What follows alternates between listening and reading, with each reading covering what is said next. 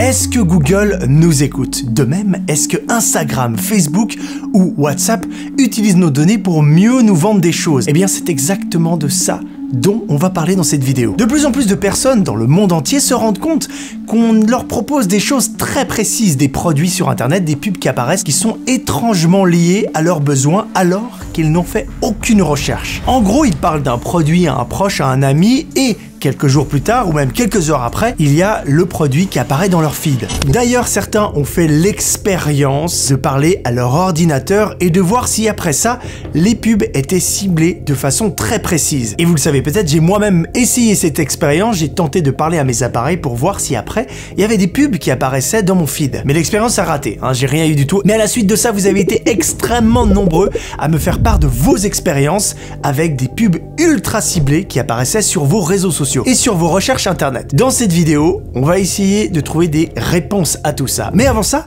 il était important pour moi de refaire le test, mais cette fois-ci dans de meilleures conditions. C'est grâce à vous notamment que j'ai amélioré un petit peu l'expérience. Vous avez été nombreux à donner beaucoup de théories. Par exemple, il y en a qui disaient, il faut pas aller sur Mac, il faut pas être en Wi-Fi, il faut le faire que avec le téléphone. Mais cette fois-ci, on refait le test avec le système d'exploitation Windows, car beaucoup m'ont dit que le test fonctionne beaucoup mieux sur Windows que sur Mac. Le test est simple, on se met face à son ordinateur ou son téléphone, moi j'ai mis les deux près de moi et je vais parler d'un objet bien précis pendant quelques minutes. Très important également, effacer tout mon historique pour que mes anciennes recherches ne viennent pas parasiter l'expérience.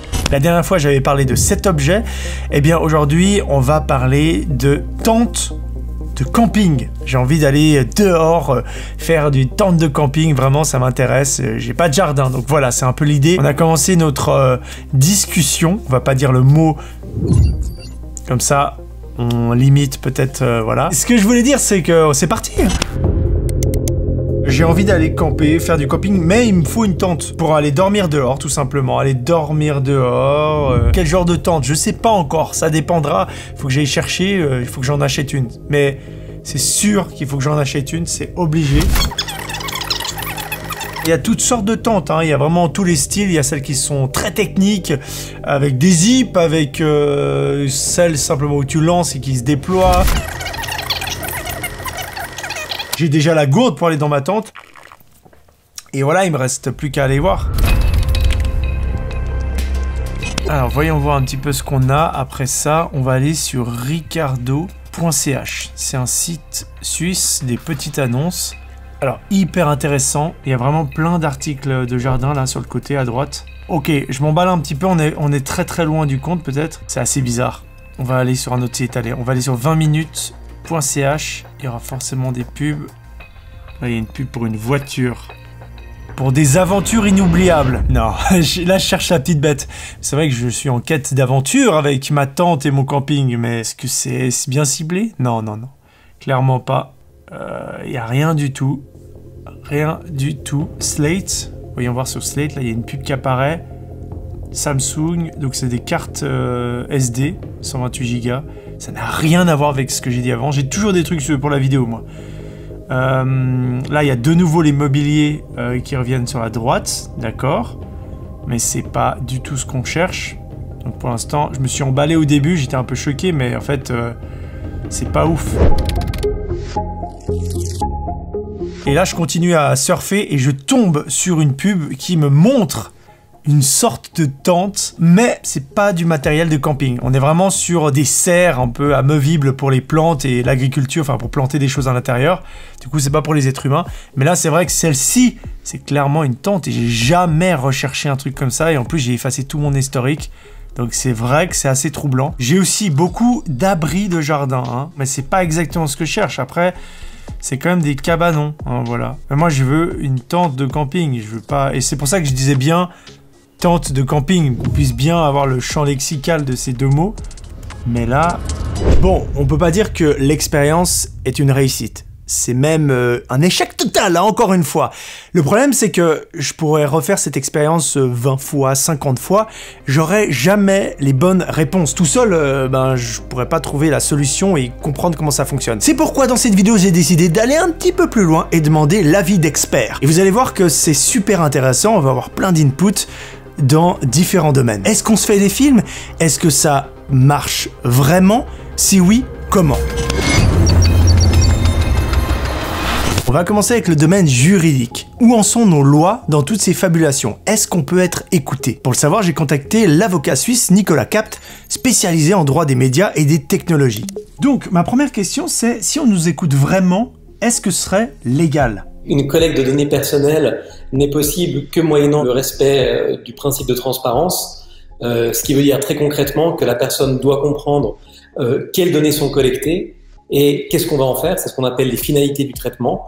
Et moyennant ça, la collecte est possible. Si en revanche on vient subrepticement collecter et ensuite traiter des données, on viole le cadre légal. Ok, donc on est censé être conscient de tout ce qui se passe avec nos données. Alors ça doit être mis à disposition de l'internaute typiquement qu'on télécharge une application ou qu'on s'inscrit à un service en ligne. On a usuellement deux types de documents. On a les conditions générales d'utilisation et de vente, qui est finalement le contrat avec la plateforme ou avec le service, et puis la politique de confidentialité, qui est le document qui réglemente la collecte et l'utilisation des données personnelles. En fait, quand vous acceptez ces politiques de confidentialité et conditions d'utilisation générale et de vente, ça revient à signer un contrat. Donc, si on veut savoir ce qui est fait de nos données, normalement, on devrait trouver les infos dans ces contrats. Mais bon, c'est clair que c'est souvent très long et dans un jargon monstre compliqué. Du coup, on est censé savoir ce que font ces entreprises avec nos données. En bonne logique, on devrait savoir, puisque dans ce document doivent figurer les données collectées et les finalités, donc les modes d'utilisation des données. Maintenant, on n'a évidemment pas de garantie que la pratique corresponde à ce qui est présenté, et on peut tout à fait imaginer que des services en réalité collectent davantage de données ou traitent certaines des données à d'autres fins que celles qui sont explicitées. On a eu le cas de Zoom récemment. Dans un premier temps, on leur a reproché d'envoyer un certain type de données personnelles qui n'étaient pas de données sensibles et pas particulièrement problématiques. C'est des données sur le type de terminal, sur le moment d'ouverture de l'application, etc. Mais enfin, toujours est-il que ces informations ont été collectées et qu'elles étaient envoyées ensuite à Facebook. Il se trouve que ça a été corrigé depuis, mais on voit bien que parfois il y a un espacement entre la réalité et la théorie que l'on peut voir dans la politique de confidentialité. Ok, si je comprends bien, légalement, on doit être au courant. C'est le principe de la transparence. On doit savoir ce qui se passe avec nos données. Tout ça, ça se retrouve dans les conditions d'utilisation de, par exemple, un contrat d'une application que vous venez de télécharger. Hop, ça apparaît. Et généralement, on l'accepte pour moins d'une seconde. Et c'est à l'intérieur de ces textes-là. Et aussi, maintenant, en Europe, il y a le RGPD, le Règlement Général Européen sur la protection des données. Ce règlement existe depuis 2 ans maintenant, et son but est de protéger nos droits et de nous donner plus de contrôle sur la collecte et le traitement de nos données. On le voit par exemple sur les sites qu'on visite, on nous demande souvent si on veut paramétrer ou non les cookies. Petite parenthèse, en Suisse, par contre c'est différent, on n'est pas concerné par ce règlement. On a une vieille loi, plus à la page, qui devrait être améliorée normalement prochainement. Pour résumer le côté juridique, il existe des lois, mais on ne sait pas tout. Il y a quand même des zones d'ombre. Mais maintenant, qu'est-ce qu'il en est pour la partie technologique? Est-ce que c'est possible? Est-ce que c'est vrai? Est-ce qu'on peut mettre en place des mécanismes d'écoute? Il doit bien y avoir des gens qui ont la réponse et qui bossent dans ce domaine. Alors évidemment, c'est un peu compliqué d'aller directement demander aux principaux intéressés, Google, Facebook ou Instagram ou encore les autres. On va pas avoir des réponses très claires, mais j'ai trouvé quelqu'un d'autre. Vous vous souvenez du scandale de Cambridge Analytica? J'en avais déjà parlé, une société basée en Angleterre qui a collecté et exploité les données personnelles de plusieurs millions d'utilisateurs de Facebook dans le but de cibler des messages favorables pour par exemple la campagne électorale de Trump ou encore le Brexit. Eh bien j'ai interrogé le scientifique qui a participé à la révélation de cette affaire et qui a beaucoup aidé les journalistes. C'est Pierre-Olivier Dehaye, mathématicien et spécialiste dans les données personnelles. Vous pensez quoi des théories qui disent que Google nous écoute? Ça revient assez fréquemment. Il y a beaucoup de suspicions, effectivement, que les géants du web écoutent nos conversations pour après cibler des publicités. Et vous en pensez quoi, du coup? La réponse, en général, c'est que ces sociétés détruisent un scénario en disant qu'il est impossible d'imaginer qu'ils puissent recevoir toutes les communications, ça ferait beaucoup trop de transmissions et des choses comme ça. Cet argument-là est vrai, mais en même temps, il y a d'autres manières d'espionner les gens et après de leur servir de la publicité. Techniquement, ce serait possible de construire un outil qui nous écouterait en permanence et qui après serait utilisé pour cibler de la publicité. On peut par exemple faire développer des modèles qui vont détecter certains mots dans une conversation. Tout comme il est possible de détecter OK Google ou Alexa ou ces mots-là, ça ne veut pas dire que cet outil est déployé, évidemment. Ça veut dire juste qu'il y a un manque de transparence de la part de ces entreprises à reconnaître ce qu'elles sont capables de faire. Et ce manque de transparence nourrit après toute une série de théories, comme ici maintenant, qui pourraient paraître conspirationnistes, mais qui en fait ont vraiment un ancrage dans la technique, dans la technologie. Donc il ne faut pas nier cette possibilité-là non plus. Et pourquoi mon expérience à 2 reprises n'a pas fonctionné? Comment expliquer que le test fonctionne sur d'autres personnes et tous les témoignages aussi que j'ai reçus qui parlent de ça? Le problème, c'est qu'il est extrêmement difficile, mais vraiment extrêmement difficile, d'arriver à isoler un vrai environnement de test.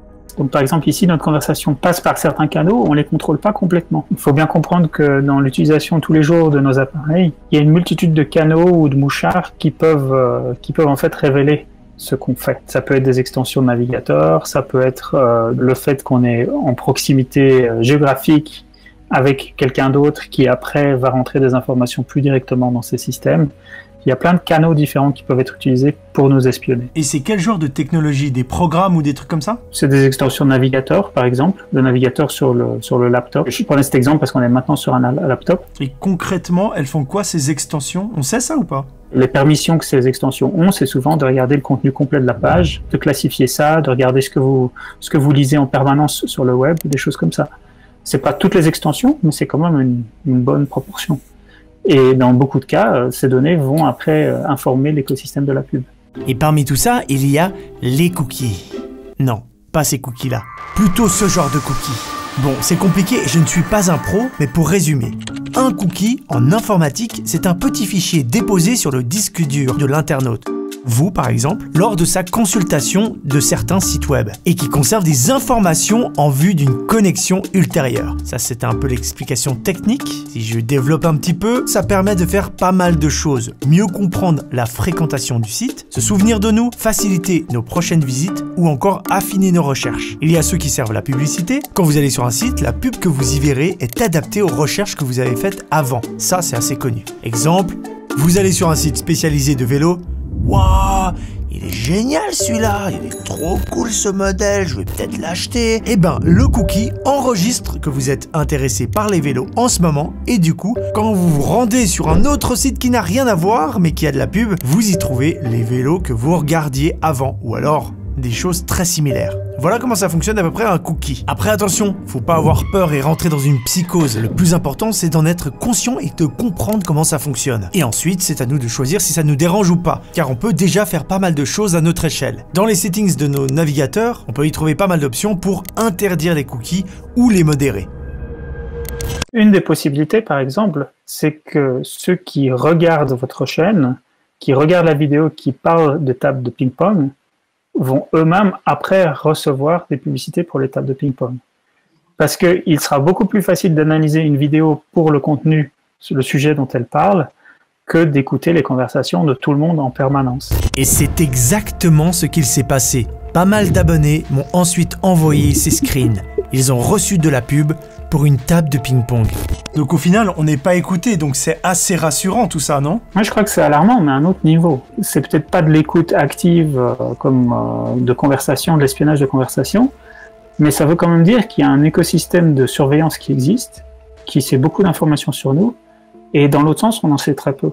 Et ça montre que ces entreprises ont énormément de pouvoir sur nous qui n'est pas compris par le grand public. Avec des technologies comme OK Google ou Siri, on voit bien qu'on peut entrer en communication avec la technologie. Elle peut nous comprendre, nous écouter, hein, ça c'est mis en place. Mais après, nous écouter à notre insu tout le temps, ce serait beaucoup trop cher en installation, en temps et en énergie, donc ça coûterait beaucoup trop d'argent. Donc comme on se l'imagine, les écoutes avec les gens qui sont là avec des écouteurs et ils nous écoutent parler pour mieux nous cibler, pour nous proposer des meilleures pubs, eh ben non, c'est pas comme ça que ça fonctionne, selon les experts. Mais par contre, nos activités sur Internet génèrent des données qu'on commence à bien connaître sur cette chaîne, et ce sont ces informations-là qui intéressent les entreprises pour nous vendre de la pub. Ce que vous êtes en train de voir là en ce moment, c'est ce qui se passe quand vous naviguez totalement normalement sur Internet. Une multitude de tâches qui s'activent en arrière-fond. C'est tout simplement la remontée des datas. Quand tu utilises un site web ou une application sur ton téléphone, ça va correspondre avec un serveur et lui dire où est-ce que t'es, qu'est-ce que t'es en train de regarder, tout simplement. Donc là, c'est la preuve qu'il se passe beaucoup de choses en arrière-fond. Bah ouais, c'est toute la communication qui permet à tes applications de fonctionner, mais aussi aux services que tu utilises souvent gratuitement de se rémunérer en récoltant de la data et en permettant de t'envoyer de l'information pertinente ou des publicités. Lui, c'est Valentin. Je l'ai contacté parce que il fait plein de choses liées à tout cet univers, la technologie, mais aussi beaucoup Internet. Et il a plein de choses à nous raconter, notamment sur le marketing. Donc toi, Valentin, tu fais beaucoup de choses. Tu fais plein de choses via la technologie, t'as une agence, j'ai pas tout bien compris. C'est le plus gros défi de ma vie, en fait, de savoir me présenter. Moi, je me vois comme un artisan, en fait. Je crée de l'électronique, je crée des logiciels, je crée de la scénographie et tout ça, je le mets au service de youtubeurs, de créateurs de contenu, d'artistes, de stand-uppers. Si je dois bien dire un truc, c'est en fait, je suis youtubeur, un gros geek qui crée plein de choses et qui a une agence qui s'appelle Hackerloop et avec qui je travaille pour plein de youtubeurs et de marques. Donc toi, tu as bossé dans le marketing, c'était il y a presque 10 ans, et déjà à l'époque, tu me confirmes, hein, tu vas nous dire, on s'intéressait déjà aux profils, aux data, aux informations des gens. Ouais, ça a toujours été. En fait, les marketeurs, les gens qui travaillent dans le marketing vont toujours chercher un maximum d'informations à récolter pour au mieux cibler les gens. Et du coup, Internet nous a permis d'avoir vraiment une profusion de data et tous les gens acceptent sans vraiment se rendre compte de donner toutes leurs informations. Et c'est quel type d'informations que les entreprises elles recherchent ? Donc ça va être l'ensemble de tes datas d'usage, de déplacement, d'achat, qu'est-ce que tu vas payer avec ta carte bancaire et c'est le croisement de toutes ces données qui va leur permettre de comprendre qui tu es, de te placer régulièrement des opportunités d'achat qui vont être plus susceptibles de te faire craquer que d'autres. Elles font tout ça maintenant. Toute entreprise aujourd'hui travaille que sur de la data, même pour contacter les autres entreprises. Mais ça reste quand même quelque chose où il y a 30 ans, quand il n'y avait pas Internet, on avait déjà des fichiers clients à contacter, il y avait l'annuaire, il y avait ce genre de choses. On est juste dans une évolution parce que l'outil informatique nous permet de récolter très simplement beaucoup plus de contexte, donc on le fait. Et ces données, elles sont faciles à trouver pour les entreprises ? Elles sont ultra accessibles et la façon la plus efficace, c'est Facebook. C'est l'offre de publicité de Facebook, c'est l'offre de publicité de Google, c'est l'exploitation directe pour les entreprises de cette data. Vas-y, dis-moi comment ça fonctionne. En fait, le modèle de rémunération de Facebook ou de Google, c'est de mettre à disposition des sociétés la possibilité d'envoyer des pubs à des gens qui correspondent à des critères. C'est pour ça que Facebook est gratuit pour nous, c'est parce que Facebook va permettre à des publicitaires de nous cibler chacun par rapport à des critères limite qu'ils connaissent mieux que nous-mêmes, quoi. Toi, tu penses quoi de toutes ces fabulations qu'on nous écoute dans notre dos, toutes ces théories-là ? En fait, on n'a même pas du tout besoin de nous écouter pour pouvoir avoir ce niveau de précision et nous donner ce sentiment que dès qu'on a parlé un truc, hop, je l'ai dans mon feed. C'est vraiment, ils ont pas besoin de ça. Mais ils pourraient le faire s'ils le voulaient. Mais pour l'instant, ils ont pas besoin de ça. C'est bien plus efficace de récolter des petits points de data et d'avoir juste quelques caractères de texte qui remontent sur un serveur. C'est assez fou quand même. C'est pas un monde de gens shady, méchants qui sont là pour niquer un max de monde. C'est juste des gens qui essaient de vendre leurs produits et donc quand tu fais ça de la même façon que vous ficelez bien la vidéo YouTube, vous allez bien la monter pour en faire vraiment un truc qui est le plus à même d'être regardé, d'être compris, c'est exactement ce même processus là, quoi. On est tous dans ce système-là, on en est des acteurs à part entière. La question se pose sur à quel point notre libre arbitre diminue quand les techniques de vente deviennent trop efficaces. On a vu l'aspect juridique, technologique et marketing. Et pour bien compléter le sujet, il me manquait le côté un petit peu plus dark de tout ça. Tous les jours, il y a des sites internet ou des boîtes mail ou des bases de données de manière générale qui se font voler parce que ces informations intéressent aussi le marché noir. Je m'appelle Ravin Desbois, j'ai 404 ans. Je me suis fait principalement connaître pour le hack de Sciences Po Paris en 2017, c'était il y a 3 ans. Je me suis fait arrêter, mais tout ça c'est du 100% au passé, puisque ça fait 3 ans depuis mon arrestation que j'ai arrêté toute activité illégale. Voilà, je me consacre à l'écriture, justement au développement de la conscience numérique par le biais de ma chaîne YouTube, de mes livres. Question basique, générale, qu'est-ce que tu sais sur les données ? Je suis pas un expert en cybersécurité, je suis pas un ingénieur, un technocrate ou quoi que ce soit. Je suis juste une personne qui a passé 10 ans de sa vie derrière un ordinateur pour pouvoir s'en sortir financièrement. Et voilà. Mais t'as fait des trucs un peu avec des données, tu connais bien ce monde-là. Ah oui, mais... ouais. Si tu lis mes 2 livres, disons que, voilà, quoi, si tu regardes ce que j'ai fait avec Sciences Po quand je me suis fait arrêter, tu pourrais avoir une idée de ce que j'ai pu faire les 10 dernières années de ma vie. Est-ce qu'il y a des gens qui font appel aux hackers pour acheter des données ? Ah, bien sûr. Donc on est principalement dans le milieu commercial, on va dire. Typiquement, ça va être une entreprise. Il y a vraiment des gens qui essayent d'acquérir de la data. Ça passe par les bases de données, ça passe par les emails, ça passe par plein de choses. Et c'est un truc qui se fait souvent? Quotidiennement, il y a des milliers de sites qui se font pirater, et donc, vu que les sites sont associés à des bases de données, tu vas sur un site internet, tu rentres ton nom, ton prénom, ton adresse email, ton mot de passe. Si ces sites sont piratés, la base de données, du coup, après se retrouve entre les mains d'une personne potentiellement mal intentionnée, qui elle derrière peut les revendre. Et c'est pas les revendre une fois, c'est les revendre autant de fois qu'elle le souhaite, puisque ça disparaît pas. C'est une grosse activité pour les hackers, le marché des données? Le trafic de data, c'est l'une des choses les plus rentables à l'heure actuelle, parce que c'est quelque chose de très sous-coté. Les gens se rendent pas compte de ça parce qu'ils le voient pas. Et donc, ils ont du mal à mettre une valeur sur la chose. Et t'arrives à me donner une fourchette de prix? À combien ça se chiffre, tout ça? En gros, le prix d'une base de données, ça va dépendre de plusieurs critères.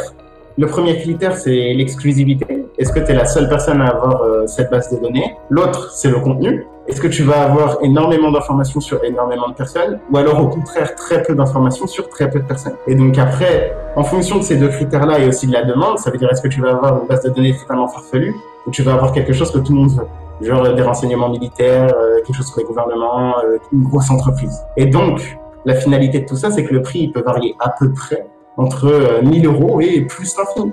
Tu peux avoir des bases de données qui se vendent à 200 000, 300 000 € et on ne le saura jamais, tu vois. Et c'est quel type de données qui sont le plus recherchées? Tu vas avoir les cartes de crédit, tu vas avoir les adresses email, les listes d'adresses email pour pouvoir après faire des spams. Tu vas avoir ce qu'on appelle des combos, donc c'est les noms d'utilisateurs ou mots de passe. Je te dis n'importe quoi, ok?